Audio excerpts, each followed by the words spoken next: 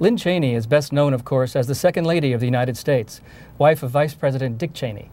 But she has also written 5 best-selling children's books as well as a memoir, and was the chair of the National Endowment for the Humanities. We the People, The Story of Our Constitution, is her 6th book for children. I'm Bob Hughes of the Wall Street Journal, here with Lynne Cheney. So, the U.S. Constitution has been on the front burner in contemporary American politics for a while. Why did you want to write this book for 4 to 8-year-olds at this point?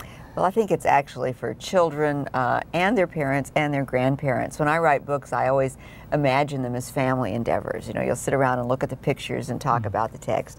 And we don't know enough about our Constitution. We don't know enough about our history. It's one of those facts that comes out again in surveys after surveys. And when I was chairman at the National Endowment for the Humanities, we surveyed 17-year-olds about what they knew about the Constitution. And at one point, we gave them pieces of text and said, is this in the Constitution? They took Karl Marx's most famous phrase, from each according to his ability to each according to his need, and more than half identified it as being in the Constitution. So I've known for a very long time that we don't know enough about our history or about our founding documents. This is just my ongoing effort to improve that situation. Well, there's a lot of change happening right now in our country with the possible nomination, the running for president of Hillary Clinton, and then the nomination of Sarah Palin for vice president. Why do you think, how important do you think it is right now to have a woman in politics at such a high level, and why do you think this is the moment and this might be happening?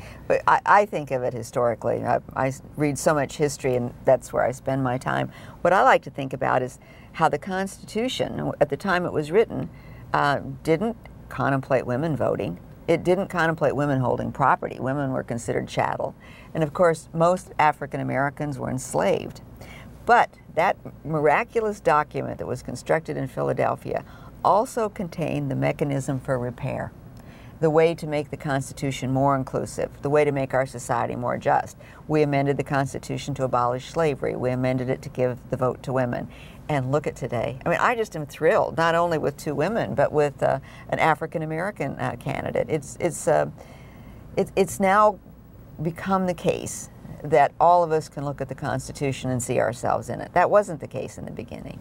Well, now that we have a woman running for vice president, with the Sarah Palin phenomenon as a mother and as a politician and as a professional, what do you, someone who's been in the public eye as a professional for so long, what do you think of this? Do you have any advice for her? Oh, I wouldn't. She's so good. I wouldn't think of advising her. I was just thrilled with her speech at the Republican convention.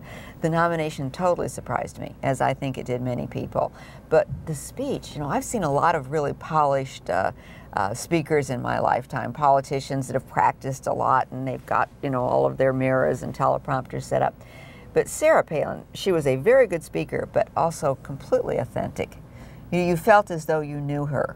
You felt as though, you know, she was talking to you. She is so good. She doesn't need any advice from me. I'm enrolled among her fans. Well, you're an experienced campaigner yourself in the past 2 elections. Do you plan to have a role in this coming campaign season? Well, I plan to do whatever I'm asked to do. I would be thrilled to be able to help John McCain and Sarah Palin get elected. Well, looking ahead, you and your husband had written a memoir together, or a book together, about influential politicians.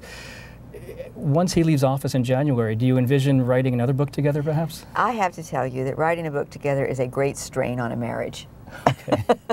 You know, Dick was the expert. It was about leaders in Congress, and so Dick was serving in Congress. He actually knew the subject matter pretty well. I was the researcher. I did historical research and did the drafts. So if Dick would criticize my prose and say, you know, maybe this should go that way, that caused some tension. If I would criticize his understanding of Congress, that would cause some tension. So we got through it. It's a very good book. It's called Kings of the Hill. But I don't think we'll probably try that again. I do hope Dick writes a book, though. And you will continue, perhaps? I for sure will. Okay. Well, thank you for being with us. My pleasure. Thank you for having me. I'm Bob Hughes of the Wall Street Journal, here with Lynne Cheney.